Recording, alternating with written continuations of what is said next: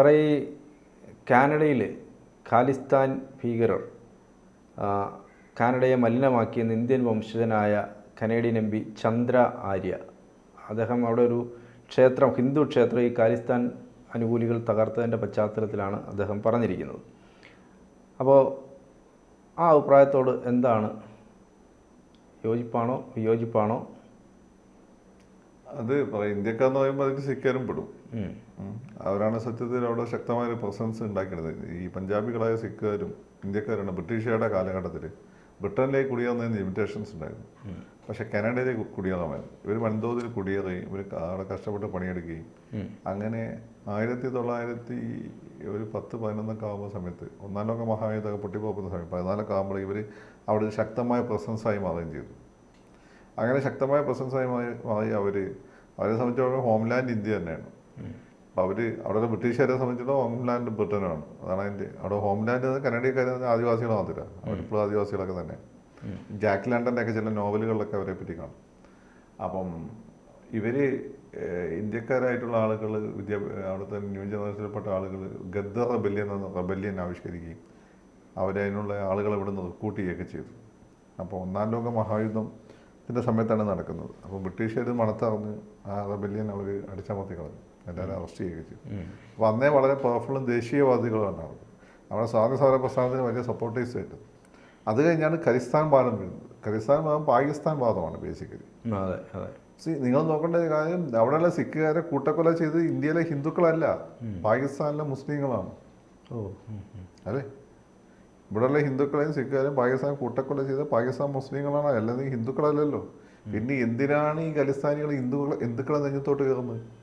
എന്തിനാണ് ഇന്ത്യക്കാരുടെ നെഞ്ഞിലോട്ട് കയറുന്നത്? എനിക്കിപ്പോഴും മനസ്സിലായിട്ടില്ല എന്തതിൻ്റെ ലോജിക്കുന്നു. അവർ പറയുന്നത് അവർക്ക് സ്വന്തമായിട്ട് രാജ്യം വേണമെന്നുള്ളത്. അങ്ങനെ നോക്കുമ്പോൾ നമ്മൾ അതിൻ്റെ വേരുകൾ തേടിപ്പോകണം. ഈ വേരുകൾ തേടിപ്പോകാൻ നിങ്ങൾക്ക് മനസ്സിലാവും. അതിൻ്റെ പിന്നെ ഇന്ത്യയെ പല കഷ്ണങ്ങളാക്കി വെട്ടി മുറിക്കാൻ ശീതയുദ്ധ സമയത്ത് അമേരിക്ക തയ്യാറാക്കിയ പ്ലാനായിരുന്നു. They were funded by America indirectly. America വലിയ സ്വാതന്ത്ര്യ ജനാധിപത്യ സോഷ്യലിസ്റ്റ് പറയും ലോകത്തുള്ള സകല കുത്തിത്തിരിപ്പ് പ്രസ്ഥാനങ്ങൾ including al Qaeda funded by dum.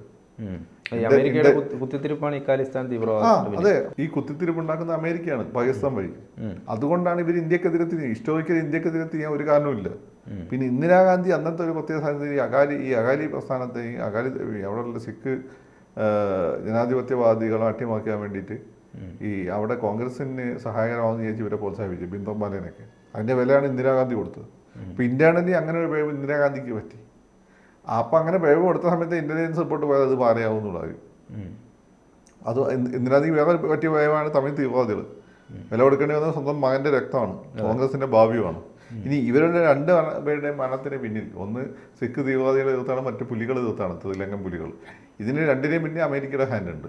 അത് റിപ്പോർട്ട് പുറത്ത് വന്നത് രാജീവ് മരിച്ചാൽ എന്തായിരിക്കും കോൺഗ്രസിൻ്റെ അവസ്ഥ, ഇന്ദിര മരിച്ചാൽ എന്തായിരിക്കും കോൺഗ്രസിൻ്റെ അവസ്ഥ എന്ന് മരിക്കുന്നതിന് റിപ്പോർട്ട് പുറത്ത് ജീവിച്ചിരിക്കുമ്പോൾ. അപ്പോൾ നിങ്ങൾക്ക് ഒരിക്കലും ഇത് തെളിയിക്കാനൊന്നും പറ്റില്ല. ചിലപ്പോൾ അവർ ക്ലാസിഫൈ ചെയ്ത റെക്കോർഡ്സ് ഡോക്യുമെന്റ്സ് അവർ 100 വർഷം കഴിഞ്ഞ് 50 വർഷം കഴിഞ്ഞ് പുറത്തിടുമ്പോഴായിരിക്കും അന്നത്തെ ഈ ചരിത്രം മൊത്തം മാറിയിട്ടുണ്ടാവും.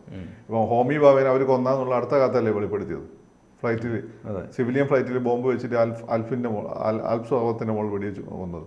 അതുപോലെ തന്നെ ഇയാളെയും ഒരു ചാരൻ പറഞ്ഞത് വീഡിയോ, പിന്നെ അയാൾ ഓഡിയോ പുറത്ത് വന്നിട്ടുണ്ട്. ലാൽ ബഹദൂർ ശാസ്ത്രീനെ കൊന്നത് അവരാണ്, അമേരിക്കയാണ് കൊന്നത്. പക്ഷെ റഷ്യയുടെ മണ്ണിൽ വെച്ചാൽ കൊന്നേന്നുള്ളൂ. ഇന്ത്യയുടെ അറ്റോമിക് പ്ലാൻ അട്ടിമറിക്കാൻ വേണ്ടിയിട്ടായിരുന്നു. അവർ പറയും ഇന്ത്യയുടെ കാലം വന്നപ്പോൾ ഇന്ത്യയുടെ അറ്റോമിക് പ്ലാൻ, ന്യൂക്ലിയർ പ്ലാൻ ആ രീതി മുന്നോട്ട് കൊണ്ടുപോകില്ലെന്ന് ചോദിച്ചു. പക്ഷെ ഇന്ദിരാഗാന്ധി ശക്തമായി മുന്നോട്ട് കൊണ്ടുപോയി. അതുകൊണ്ടാണ് ഇന്ദിരാഗാന്ധിയെ കൊന്നുകളഞ്ഞു. മൊത്തം അവർ സോവിയറ്റ് റഷ്യയോട് സഖ്യം കൂടി. അടുത്ത് സോവിയറ്റ് റഷ്യയുടെ സഖ്യകക്ഷിയാണ് നമ്മൾ ആ സമയത്ത്. Almost like it was even though നാം was we were like the close ally at that time. So അപ്പോൾ അതാണ് അതിൻ്റെ ഒരു പ്രധാനപ്പെട്ട കാര്യം. അപ്പം ഇന്ത്യയെ താക്കാൻ വേണ്ടി അമേരിക്ക ആസൂത്രണം ചെയ്ത് വിട്ടൊരു ടീമാണത്. അത് അതിശക്തമായിട്ട് കോൺഗ്രസ് ഗവൺമെൻറ് അടിച്ചമർത്തി എന്നുള്ള വാസ്തവമാണ്. അതിന് വലിയ വില ഇന്ദിരാഗാന്ധിയുടെ കൊലപാതകമാണ് അവർക്ക് പറ്റിയ ഏറ്റവും വലിയ അബദ്ധം.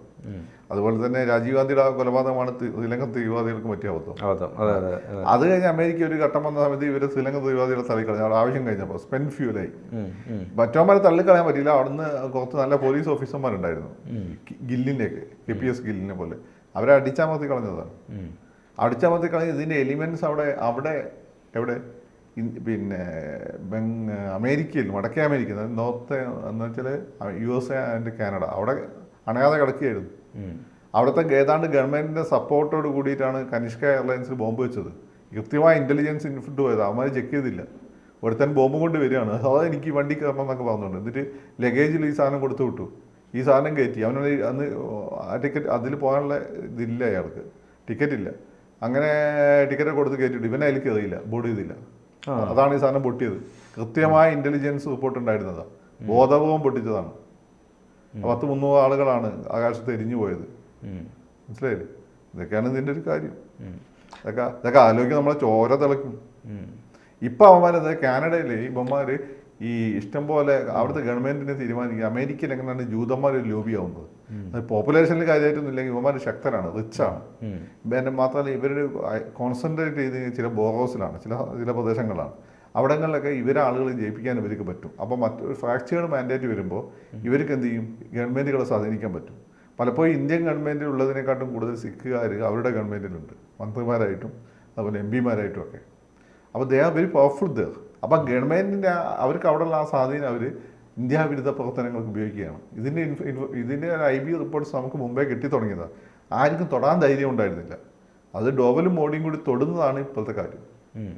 അപ്പോൾ അവരെന്താ ചെയ്യുന്നത് വെച്ചാൽ അന്ന് സിഖുകാരും ഹിന്ദുക്കളും ഒരുമിച്ചാണ് എന്ത് ചെയ്യുന്നത്, അവിടെ ഒരു കാനഡയിൽ ഇന്ത്യയുടെ യശസ് ഉയർത്തിയത്.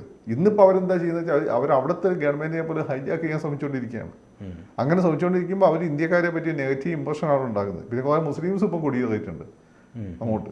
അതൊരു ഓർഗനൈസ്ഡ് അറ്റംപ്റ്റ് ആണെന്ന് എനിക്ക് തോന്നുന്നു. വെസ്റ്റേൺ രാജ്യങ്ങളിൽ ഓർഗനൈസ്ഡ് ആയിട്ട് കുടിയേറാന്നുള്ളത്. അവിടെ പോയി കുടിയേറി മാനം മര്യാദയ്ക്കൂടെ ക്രിസ്ത്യാനികളൊക്കെ അവിടെ പോയി നമ്മളെ ക്രിസ്ത്യാനികളൊക്കെ അവിടെ പോയി ജീവിക്കുന്ന മാനം മര്യാദയ്ക്ക് ജീവിച്ച പ്രശ്നമില്ല. അവിടെ പോയി മറ്റേത് ഉണ്ടാക്കാൻ ശ്രമിക്കുന്നത്, ഏത് ഇസ്ലാമിക രാജ്യം. അതിൻ്റെ സാധ്യത വളരെ കൂടുതലാണ്. അവിടെ പോയ ആളുകളൊക്കെ എന്നെ പോലുള്ള ആളുകളൊന്നല്ല, നിങ്ങൾ നോക്കിയാൽ മതി. എന്നെ പോലെ ആളുകൾ വെച്ചാൽ ഇസ്ലാമിനും ഖുർആനും പ്രവാചകനും വിശ്വസിക്കുന്ന, അള്ളാഹിനും വിശ്വസിക്കുന്ന മുസ്ലിങ്ങൾ. അതേസമയം നമുക്ക് മറ്റുള്ളവർ ശത്രുതയൊന്നുമില്ല. നമുക്ക് ഇവിടെ പോയി ഇസ്ലാമിക രാജ്യം ഉണ്ടാക്കണമെന്നില്ല. ഏത് രാജ്യം മാന്യമര്യാദയ്ക്ക് ജീവിച്ചാൽ മതി. ഇതാണ് എന്നെപ്പോലുള്ള മുസ്ലിങ്ങൾ തോന്നുന്നത്. അതല്ല ഭൂരിപക്ഷം മറ്റേ വിഭാഗം പോയത്. അപ്പോൾ അവിടെ മിക്കവാറും കുറച്ച് കാലം കഴിഞ്ഞിട്ട് അവർ സിക്കാരെ പോലെ അവരെ പണി തുടങ്ങും. അതിന് ഫണ്ടും വരും. അപ്പോൾ അതാണ് കാര്യം. ഈ കാനഡ ശരിക്കും പറഞ്ഞാൽ നമുക്ക് അനുകൂലമായിട്ടുള്ളത് ഈ ഖാലിസ്ഥാൻ അനുകൂലികളെ എപ്പോഴും സപ്പോർട്ട് ചെയ്യുന്നു എന്നുള്ളൊരു തോന്നൽ ഈ അടുത്ത് കാനഡ രീതിയിലേക്ക് ഗവൺമെന്റ് മാറിക്കൊണ്ടിരിക്കും. They have a clout there in democracy. They have a clout there. അവർ വളരെ പവർഫുള്ളാണ്. അവിടെ ചില ബോരോസിൽ അവർ കൃത്യമായി വോട്ട് ചെയ്യും. ആ കൃത്യമായി വോട്ട് ചെയ്യാനുള്ള അവകാശം ഉപയോഗപ്പെടുത്തിക്കൊണ്ട് എന്ത് ചെയ്യും? അവർ കൂടുതൽ MP മാരെ ഉണ്ടാവും. ഇവരെ സായിബന്മാർ വോട്ട് ചെയ്യാനും പോയില്ല. എന്നിട്ട് മൊത്തം ഇഷ്ടംപോലെ പൈസ ഉണ്ടാക്കിയിട്ടുണ്ട്. അതിന് 10-100 വർഷമായി അവരുടെ സെറ്റിൽ ചെയ്തിട്ട്. അപ്പോൾ അത് ഉപയോഗിച്ചുകൊണ്ട് അവർ ഇന്ത്യ ഗവൺമെൻറ് അവിടുത്തെ ഗവൺമെൻറ്റിനെ അവർ വിലക്കെടുക്കുകയാണ്. അങ്ങനെയാണ് കനേഡിയൻ ഗവൺമെൻറ് ജസ്റ്റിൻ ട്രൂഡോയുടെ അണ്ടറിൽ ഇന്ത്യക്കെതിരായി മാറുന്നത്. മനസ്സിലായില്ലേ? അതിൻ്റെ മുമ്പെയുള്ള ഗവൺമെൻറ്റിലാണെങ്കിലും മൻമോഹൻ സിംഗിൻ്റെ കാലത്ത് അവിടുത്തെ പ്രധാനമന്ത്രിയുടെ സന്ദർശിച്ചപ്പോൾ അങ്ങനെ പറഞ്ഞത്, ഇവിടെയുള്ള ക്യാബിനറ്റിൽ ഉള്ളതിനെക്കാട്ടി പിന്നെ സിഖുകാർ അവിടെ എൻ്റെ ക്യാബിനറ്റിൽ ഉണ്ടെന്നാണ്. അതെന്താണ് നൽകുന്ന സൂചന? It's not a good message. അപ്പം അതാണ് അതിൻ്റെ ഒരു സ്ഥിതി. അപ്പോൾ അവർക്ക് സപ്പോർട്ട് കിട്ടുന്നുണ്ട്. അമേരിക്ക ഉൾപ്പെടെ സപ്പോർട്ട് കിട്ടും. അത് ഇവർക്ക് വേണ്ടി ഇന്ത്യയിലുള്ള ഒരുപാട് ചെറിയ ചെറിയ രാജ്യങ്ങൾ ഉണ്ടാക്കി പരസ്പരം കലഹിക്കണം. അങ്ങനെ ഇന്ത്യനെ താക്കണം. അവർ ഇന്ത്യനെ കാണുന്നത് ഹിന്ദു സവർണ ഇന്ത്യ എന്ന രീതിയിലാണ്. സവർണ ഹിന്ദുക്കളെ. അപ്പോൾ സവർണ ഹിന്ദുക്കൾ അവർക്കൊരു ഭീഷണിയാണ്. അപ്പോൾ അവരെ താക്കണം. അതിനുവേണ്ടി അവർ ദളിത് രാഷ്ട്രീയം, തമിഴ്നാട്ടിൽ അവർക്കൊരു രാജ്യം വേണം, ഖലിസ്ഥാനിലൊരു രാജ്യം വേണം, അവർക്ക് ഈ ആസാം ആ പ്രദേശത്തൊരു രാജ്യം വേണം, നോർത്ത് ഈസ്റ്റിൽ രാജ്യങ്ങൾ വേണം. അങ്ങനെ ഇന്ത്യനെ അങ്ങ് ഇല്ലാതാക്കി കളയുക. എന്നിട്ട് സവർണ ഹിന്ദുക്കളെ തകർത്ത് കളയുക. എന്നിട്ട് ഈ പറയുന്ന മുസ്ലിങ്ങളുടെ ഇടയിൽ നിന്ന് അവർ പുതിയൊരു എലിമെൻറ്റിനെ, വിദ്യാസമ്പന്നരായ മുസ്ലിങ്ങളുടെ ഇടയിൽ നിന്ന് ഒരു പുതിയ എലിമെൻറ്റിനെ ഉണ്ടാക്കിയിടാൻ അവർ ശ്രമിക്കുന്നുണ്ട്. അങ്ങനെ അതാണ് നിങ്ങളിപ്പോൾ തീവ്രവാദികളെ പലതും നോക്കിയാൽ വിദ്യാസമ്പന്നരായ മുസ്ലിം പിള്ളേരാണ് പോകുന്നത്. അത് അവരുടെ ഭാഗം. എന്നാൽ ഇവർ പറയുന്നതാണ് വി ആർ എഗെയിൻസ്റ്റ് അമേരിക്ക. അവരെന്താ പറയുക? We are against Talibanisation of Islam.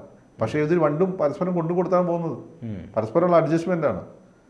And they have a target. The target is India and China.